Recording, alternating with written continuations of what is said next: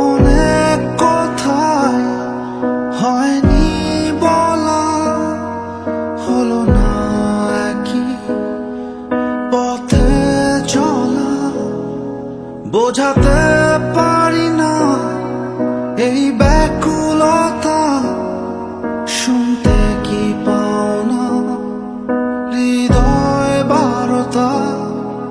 মনে থাকবে কি আমি কে ছিলাম, মুছে ফেলবে কি আমার নাম।